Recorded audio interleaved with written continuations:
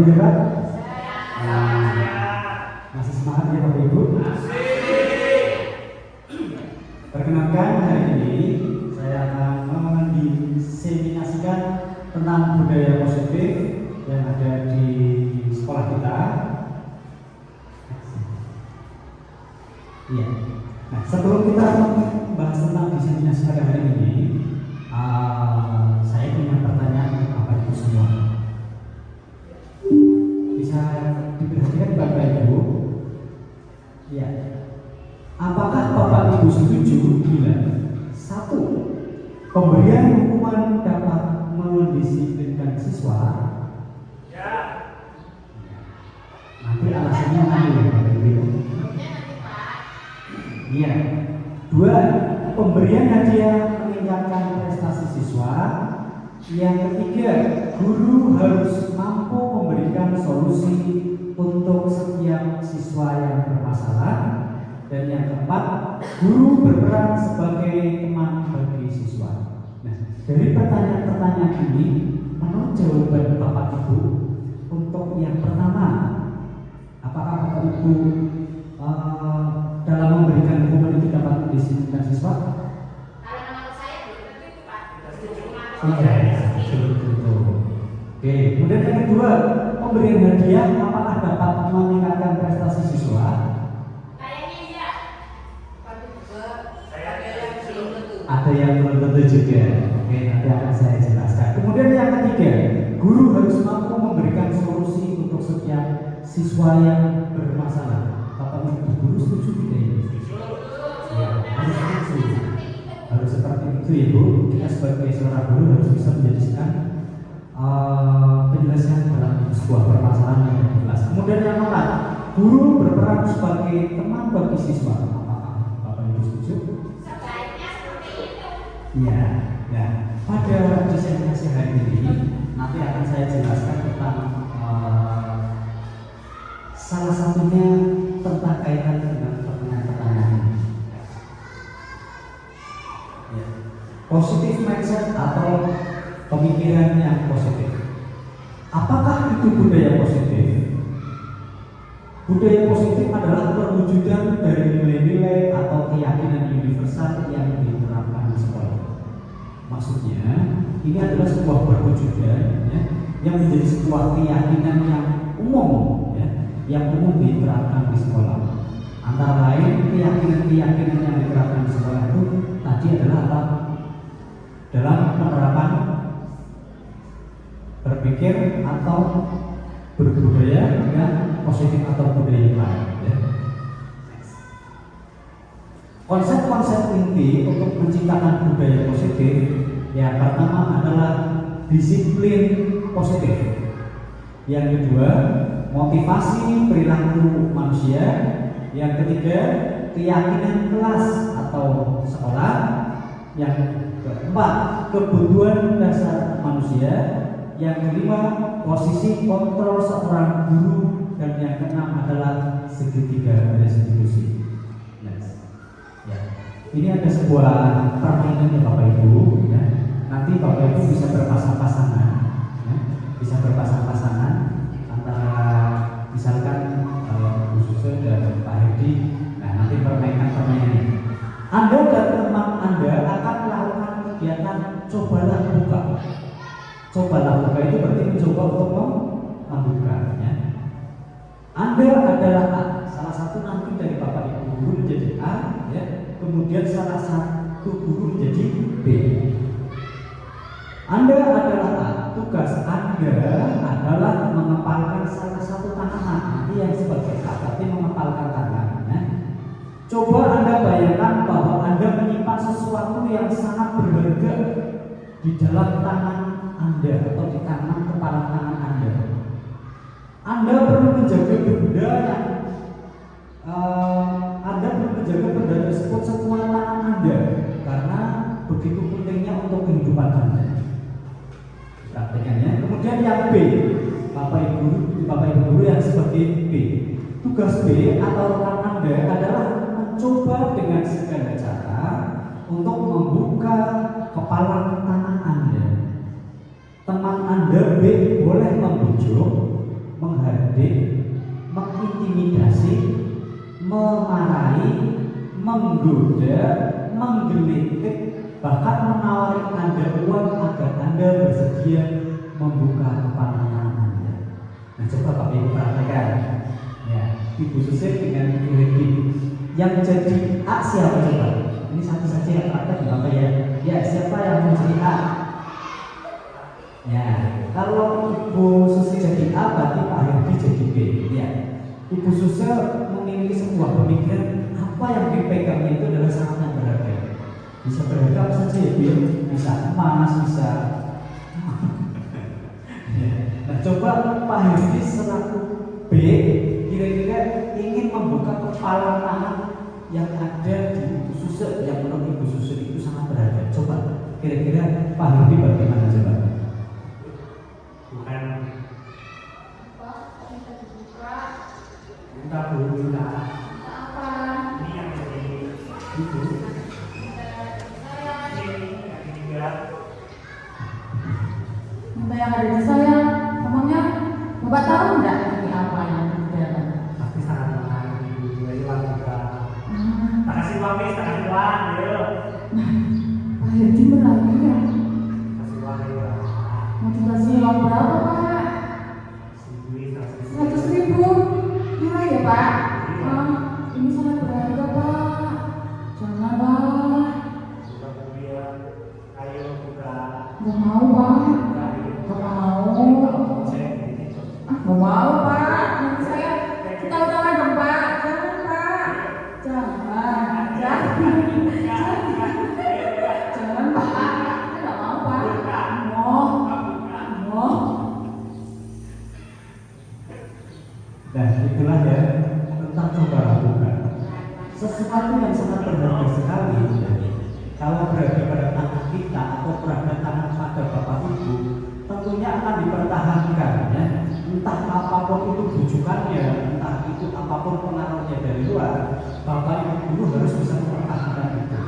Nah, ini memiliki sebuah sebuah pemahaman untuk kita ya, bahwa nanti yang menjadi sebuah berharga, contoh yang sangat berharga bagi kita adalah tentang siswa. Maka kita harus mempertahankan itu ya, mempertahankan itu supaya apa yang kita pegang itu tidak terjadi atau terkontaminasi dari luar. Next. Pergeseran paradigma teori kontrol menurut Dr. William Glasser. Yang pertama, ilusi guru mengontrol murid. Yang kedua, ilusi bahwa semua penguatan positif efektif dan bermanfaat. Yang ketiga, ilusi bahwa kritik dan membuat orang merasa bersalah dapat menguatkan karakter. Yang keempat, ilusi bahwa orang dewasa memiliki hak untuk memaksa. Nah, dari pergeseran paradigma teori kontrol Dr. William ini, bahwa guru itu memiliki ilusi dapat mengontrol siswa atau mengontrol murid.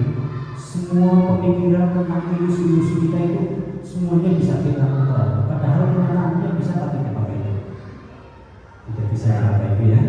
Kemudian yang kedua, bahwa semua penguasaan positif efektif dan bermanfaat. Bahwa penguatan yang positif itu akan efektif dan bermanfaat. Apakah seperti itu Bapak Ibu? Iya. Kemudian yang ketiga, ilusi bahwa kritik dan membuat orang merasa bersalah dapat menguatkan karakter. Belum tentu ya. Kritiknya nanti yang membangun, yang menjatuhkan ataupun yang lain ya. Kemudian yang keempat, ilusi bahwa orang dewasa memiliki hak untuk memaksa. Apakah seperti itu? Tidak seperti itu ya. Next.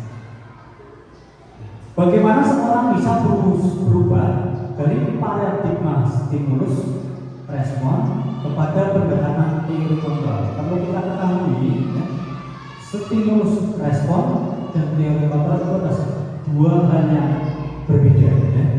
Yang pertama, realitas atau kebutuhan kita semua kita sama ya.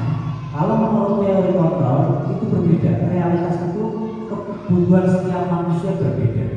Contoh pada kita Bapak Ibu ya, kebutuhan saya misalkan dengan Pak Hedi itu akan berbeda. Manakala Pak Hedi misalkan mengajar di kelas 5, saya mengajar di kelas 1, tentu kebutuhannya berbeda atau sama Bapak Ibu akan berbeda ya. Kemudian yang kedua, stimulus respon, semua orang melihat hal yang sama. Pada teori kontrol, setiap orang memiliki gambaran yang berbeda ya. Kemudian yang ketiga, kita mencoba mengubah orang agar berpandangan sama dengan kita. Pada teori kontrol, kita berusaha memahami pandangan orang lain tentang dunia. Karena tentunya pandangan-pandangan setiap manusia berbeda ya Bapak Ibu ya. Ya, contoh kita dalam memilih dalam suatu hal, menurut Bapak Ibu bagus, begitu menurut saya bagus. Begitu juga dengan orang lain ya. Kemudian yang keempat, perilaku buruk dilihat sebagai suatu kesalahan. Menurut teori kontrol, semua perilaku memiliki tujuan ya. Bahkan kalau kita amati di sekitar lingkungan kita ya, mungkin ada sesuatu hal atau Bapak Ibu mengatakan perilaku orang lain itu salah atau tidak tepat, tetapi belum tentu bagi orang itu ya.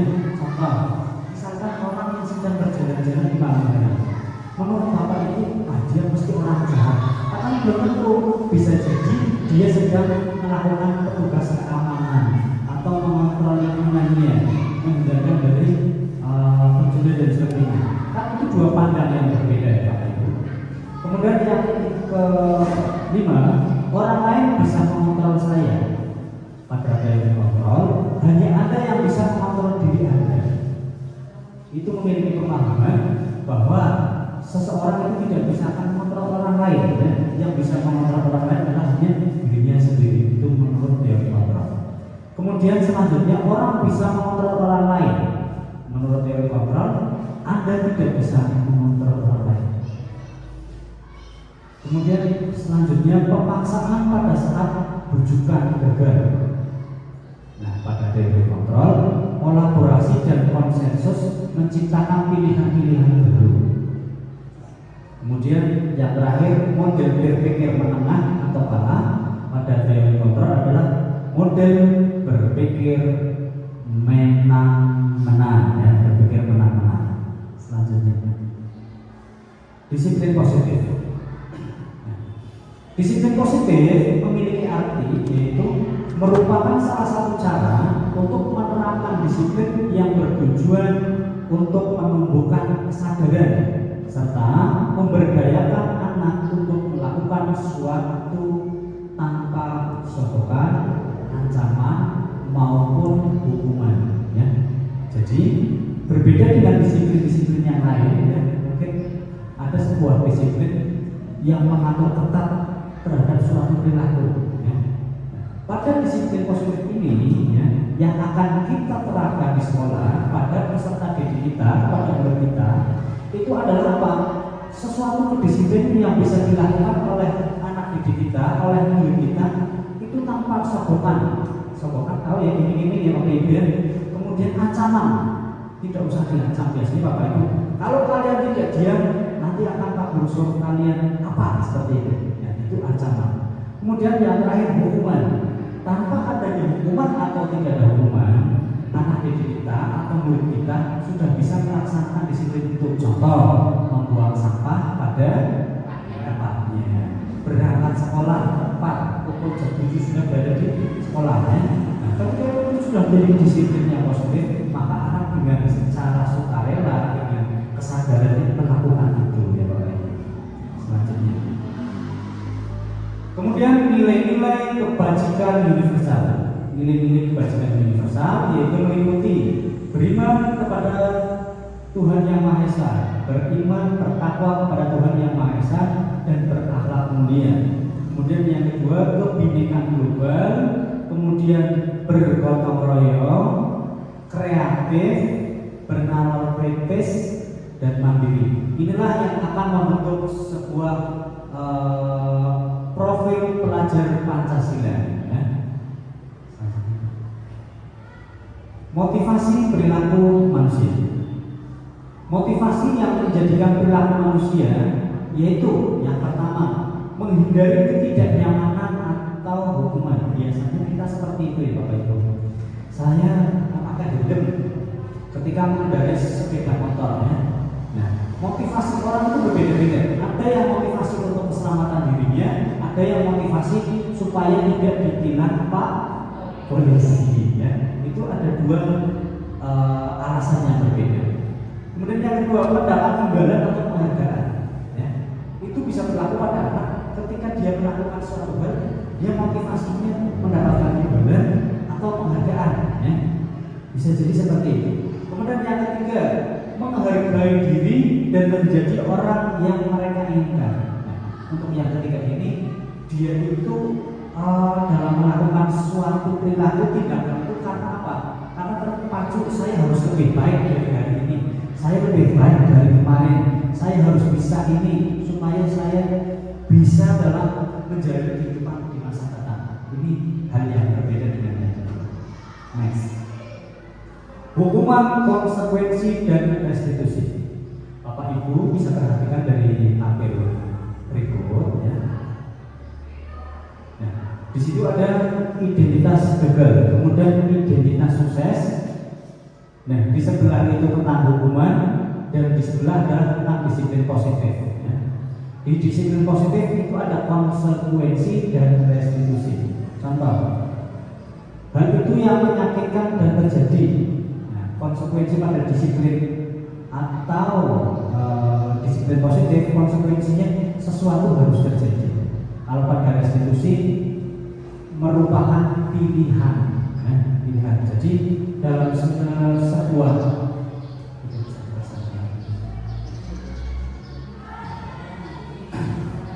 berdasarkan bagian di atas berikut adalah penjelasan tentang hukuman atau konsekuensi dan restitusi. Satu, hukuman yaitu tidak terencana, bersifat satu arah, bisa berupa hukuman fisik, psikis atau kata-kata kasar.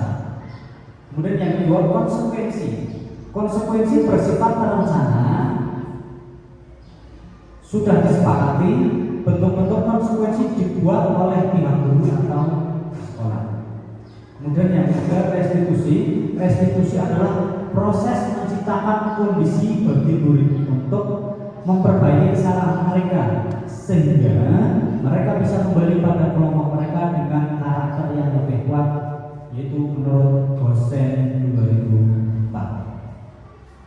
Konsekuensi atau hukuman. Nah, mungkin Bapak Ibu sering menerapkan ini ya. Mencatat 100 kali dalam buku kalimat, saya tidak akan terlambat lagi karena terlambat sekolah ya. Biasanya mungkin ada Bapak Ibu guru yang menerapkan tentang konsekuensi atau hukuman seperti ini. Kemudian yang kedua, lari mengelilingi lapangan basket sebanyak 2 kali karena penampilan mobil di sekolah. Nah, mungkin juga ada yang seperti itu ya. Kemudian yang ketiga, membersihkan coretan yang dibuatnya di meja tulis. Nah, mungkin bagi anak-anak sekarang untuk menghapusnya pakai Bapak Ibu ya. Sehingga ketika menjumpai seperti itu, Bapak Ibu langsung menerapkan konsekuensi atau hukuman, langsung harus dibersihkan pada meja yang dicoret-coretnya. Kemudian yang keempat, murid diminta push up 15 kali karena tidak menggunakan masker di sekolah. Nah, ini penerapan pada kemarin COVID-19 Bapak Ibu ya. Ada anak yang datang ke sekolah tidak memakai masker, dan kemudian dikenakan hukuman ya, yaitu melakukan push up sebanyak 15 kali. Selanjutnya, berdiri di depan kelas sambil mengangkat kaki satu karena tidak bisa menjawab pertanyaan ya. Ketika dalam pembelajaran Bapak Ibu berikan sebuah pertanyaan atau tugas, kemudian dari anak didik kita, guru kita tidak bisa menjawab, kemudian Bapak Ibu memberikan hukuman ya untuk berdiri di depan kelas. Atau biasanya yang paling sering terjadi, anak-anak tidak mengerjakan PR ya. Nah, kemudian diberi hukuman. Kemudian membersihkan WC karena merusak pensil teman. Itu adalah jenis hukuman. Lari keliling lapangan tanpa menambah 10 menit saat pelajaran kejerokan. Nah, ini jenis-jenis konsekuensi atau hukuman ya. Selanjutnya, dihukum oleh penghargaan.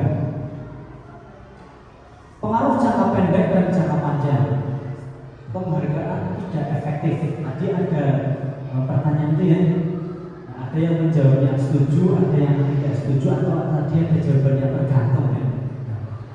Dalam memberikan penghargaan kepada anak didik kita, anak didik kita, itu memiliki beberapa pengaruh. Yang pertama adalah pengaruh jangka pendek dan jangka panjang.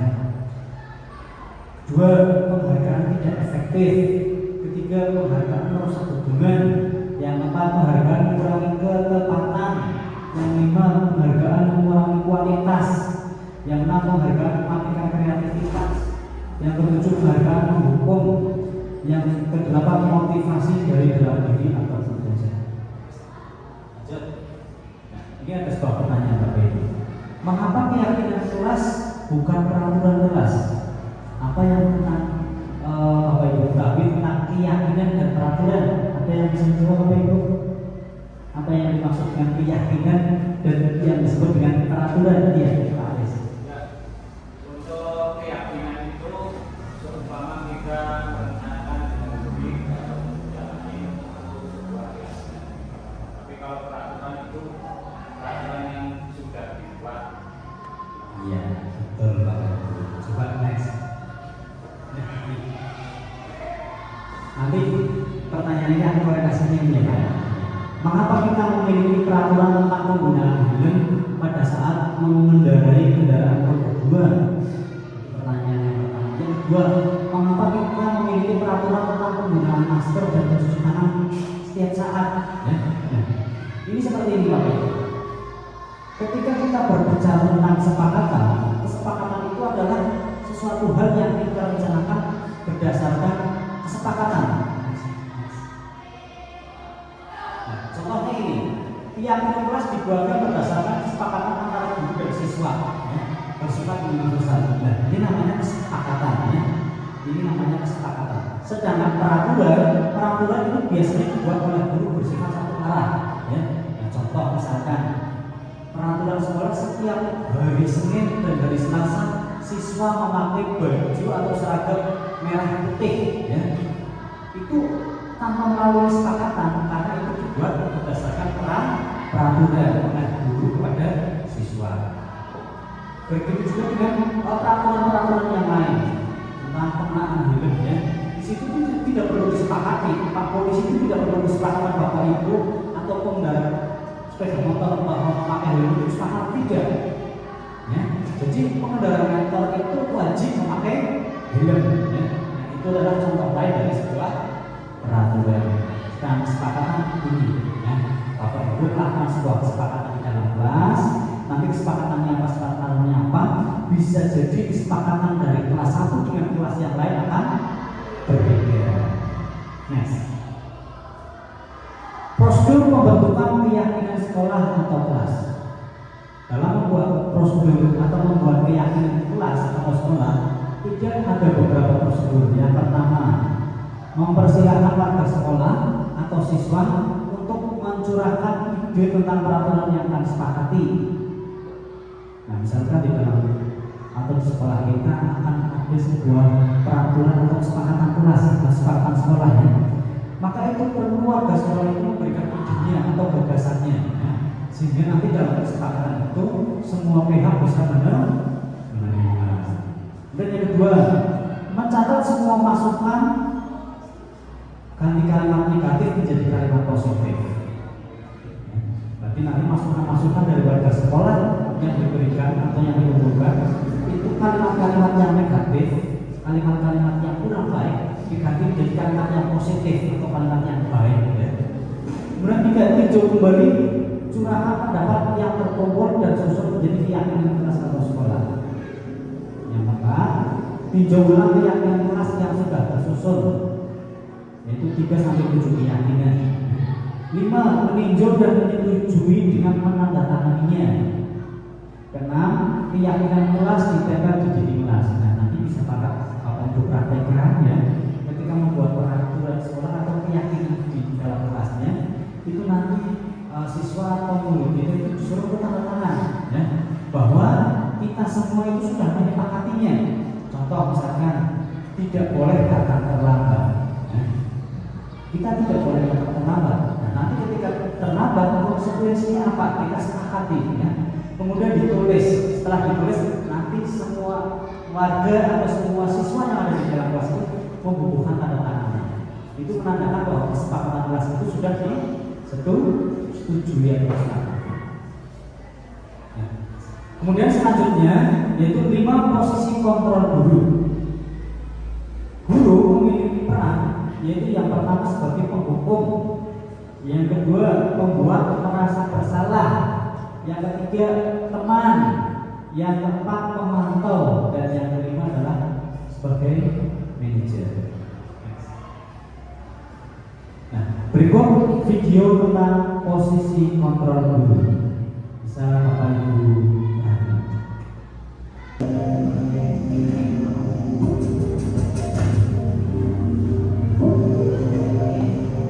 Naren! Sini kamu! Selamat pagi, Bu. Selalu terlambat. Kamu deh, pasti terlambat. Maaf, Bu. Saya Apa? Apa coba? Alasan kamu apa lagi? Kapan sih kamu tidak terlambat? Malas sekali ya kamu jadi anak. saya Dasar pemalas. Gak kapok-kapok sih kamu. Sudah berapa kali terlambat? Sana, kamu keliling lapangan basket 2 kali. kenapa saya harus keliling lapangan basket, Bu? Kenapa? Kamu lawan ibu. Berani-beraninya jawab. Sudah terlambat, masih berani jawab pula. Sekarang, keliling lapangan basket 5 kali sekalian. Biar kapok. Cepat. Pergi sana ke lapangan basket. Posisi penghukum biasanya berbicara dengan nada tinggi, menghardik, menunjuk-nunjuk, menyakiti, dan menyindir. Hukuman bisa berupa fisik maupun psikis. Ibu dan bapak guru hebat. Dampak yang terjadi pada murid ketika guru berada pada posisi penghukum adalah murid cenderung akan memberontak atau menyimpan dendam.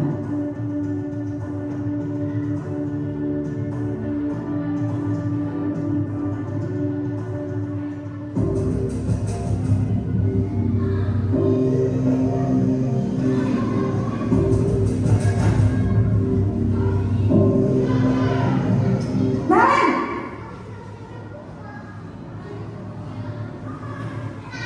Selamat pagi, Bu. Naren. Kamu kenapa terlambat lagi, nak? Ya Tuhan, Naren. Kamu senang ya bikin ibu susah ya? Kalau kamu terlambat lagi, nanti ibu yang ditegur bapak kepala sekolah, nak. Disangka ibu tidak bisa membina kamu. Duh, gimana ini? Maaf, Bu. Duh, Gusti Naren. Kamu suka ya kalau ibu tegur bapak kepala sekolah? Terus, sekarang ibu harus tulis apa yang di buku absen? Ini kamu sudah sering terlambat loh. Ibu harus apa coba? Maaf, Bu. Maaf sekali. Ya sudah, lain kali jangan bikin ibu susah lagi ya nak ya. Ibu tidak akan kuat lagi kalau kamu gini terus.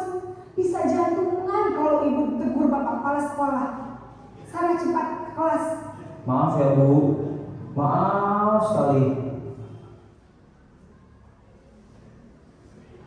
Posisi pembuat rasa bersalah berbicara dengan nada tenang, cenderung lembut, namun kata-kata yang diutarakan membuat murid merasa menjadi orang yang gagal, memandang buruk dirinya sendiri, merasa tidak berharga, dan tidak sanggup membahagiakan orang lain.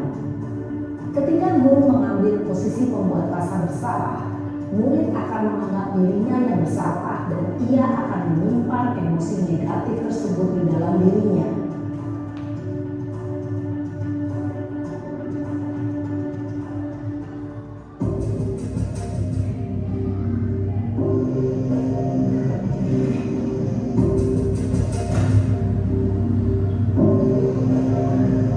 Naren!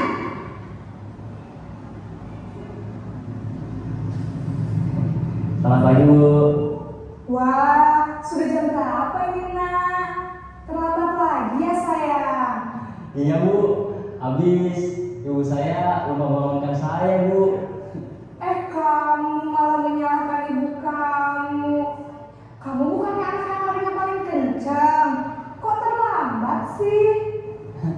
Iya Bu, saya memang terlambat bangun tadi. Jadi biarpun saya lari kencang, tetap berkencang Bu. Ya sudah sana. Nanti lain kali larinya lebih kencang lagi ya. Biar gak terlambat lagi. Bikin seneng ibu. Demi ibu. Bisa kan? Bisa Bu. Ya sudah sana masuk kelas. Ibu beresin urusan absen kamu. Kamu ini ada-ada saja. Dalam posisi teman, guru berbicara dengan nada suara ramah, akrab, cenderung bersenda untuk menjaga suasana tetap santai. Murid akan merasa senang, aman, dan akrab dengan guru. Identitas yang tercipta adalah identitas sukses atau berhasil. Namun, perlu diingat, karena ini masih dorongan eksternal, maka ada faktor ketergantungan dari murid kepada orang tertentu. Di sini, guru absen, sehingga di lain waktu, murid bisa berperilaku baik, namun hanya kepada orang-orang tertentu saja.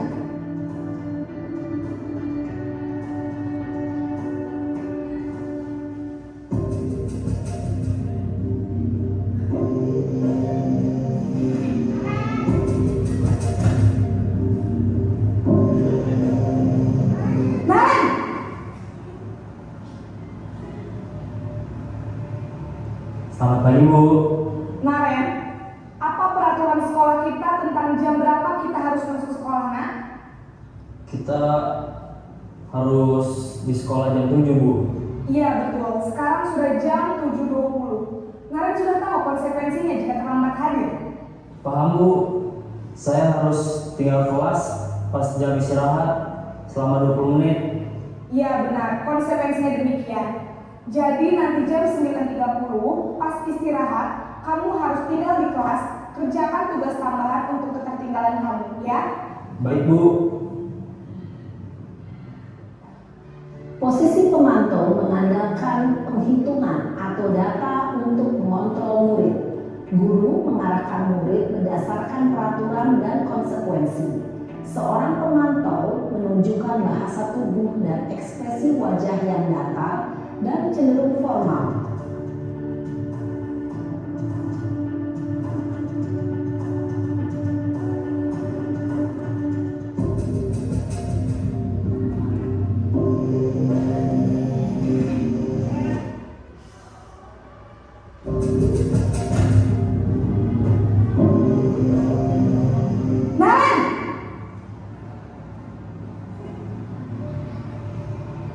Selamat pagi Bu. Selamat pagi Naren. Maaf Bu, saya terlambat. Iya, sekolah masuknya jam 7, sekarang sudah jam 7.20. Jadi sekarang bagaimana ini Naren? Maaf Bu, saya lupa setel alarm saya semalam. Baiklah, menurut kamu, keyakinan sekolah yang mana yang perlu kamu tingkatkan? Menghargai diri sendiri dan orang lain mungkin ya Bu. Setuju. Jadi, apakah Naren meyakini prinsip saling menghormati tersebut? Iya Bu, saya meyakininya. Apakah Naren bersedia memperbaiki masalah keterlambatan ini? Bersedia Bu. Bagaimana kamu akan perbaiki masalah keterlambatan ini? Saya akan coba untuk tidak lupa menyetel alarm saya Bu. Baik, kalau Naren lupa menyetel alarm di rumah, ada orang yang kira-kira bisa bantu mengingatkan tidak? Ada Bu, kakak saya, Kak Emma. Ada lagi selain KM? Selain Kak Emma, ada ibu saya. Baik, jadi yang mengingatkan Naren adalah Kak Emma dan ibu kamu ya? Kira-kira akan mulai set alarm kapan nih Naren?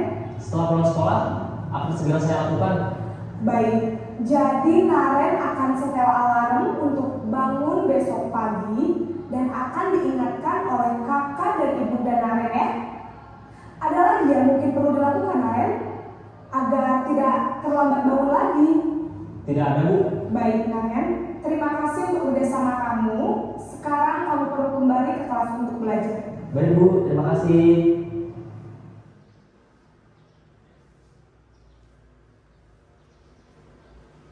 Demikianlah video tentang posisi kontrol guru ya. Ada yang sebagai penghukum, membuat rasa bersalah, teman, manajer, dan pemantau ya. Nah, untuk penghukum ini milik konsensi yaitu menghadik, menunjuk atau berkaca pinggang atau benar ya. Yaitu lebih ke arah hukuman fisik atau verbal. Tampaknya anak menjadi berdendam, tidak menyukai guru atau membuat merasa bersalah, bersuara lembut, namun menyalahkan siswa. Ya. Guru menyatakan kesalahan pada siswa dan guru menderita. Dampaknya membuat siswa merasa bersalah, rendah diri dan menarik diri. Kemudian posisi sebagai teman, guru bersikap ramah, cenderung bersendaguro untuk menghangatkan suasana. Namun dampaknya murid bergantung pada satu orang saja. Kemudian membuat siswa tidak mandiri. Posisi pemantau, nada bicara dan ekspresi data, identitas berhasil. Pemantau tetap memantau saat siswa diberi sanksi. Dampaknya yaitu menghitung hadiah atau hukuman yang diberi tanpa melihat nilai kebajikannya. Kemudian tidak sepenuhnya mandiri. Posisi sebagai manajer, suara netral, tercipta identitas positif atau berhasil, mengajukan pertanyaan bermakna, membantu siswa memecahkan masalah. Dampaknya murid mandiri, yang kedua peserta didik memecahkan masalah sendiri. Kemudian selanjutnya itu kebutuhan dasar manusia. Kebutuhan dasar manusia meliputi bertahan hidup, kasih sayang atau rasa diterima, penguasaan, kebebasan, dan kesenangan. Ini ada sebuah pertanyaan Bapak Ibu. Aku senang main kejar-kejaran dengan ibu. Seru. Nah, kalau berdasarkan pernyataan ini merupakan kebutuhan apa Bapak Ibu? Semangat. Iya, kesenangan. Aku senang main kejar-kejaran dengan ibu guru, seru.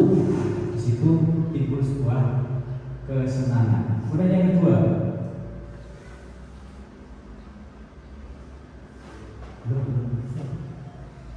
ibu kejar aku karena ibu guru sayang aku.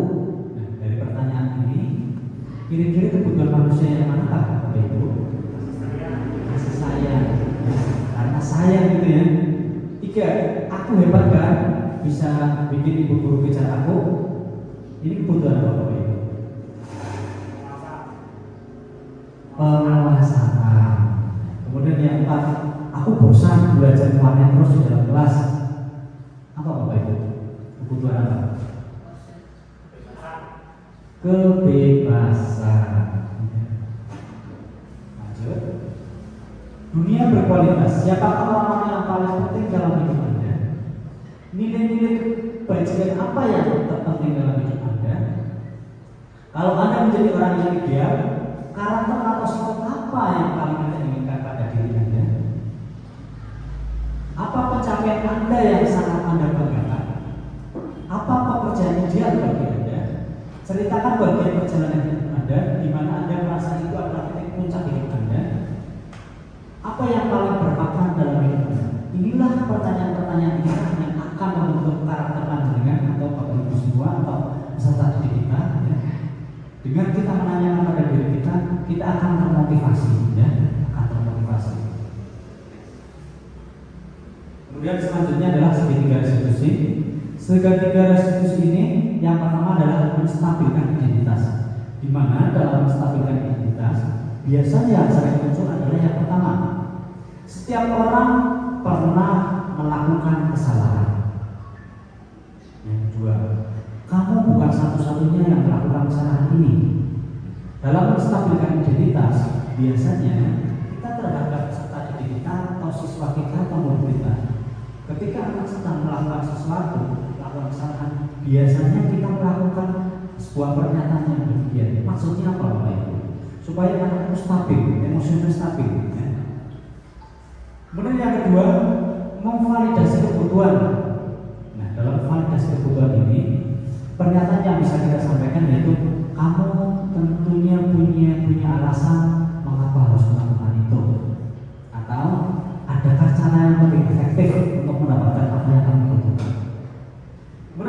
ketiga, menanyakan keyakinan.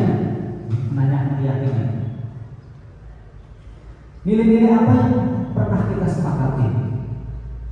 Kemudian, kamu ingin menjadi orang yang seperti apa? Nah, demikianlah tentang segitiga restitusi. Ya, ini video tentang segitiga restitusi.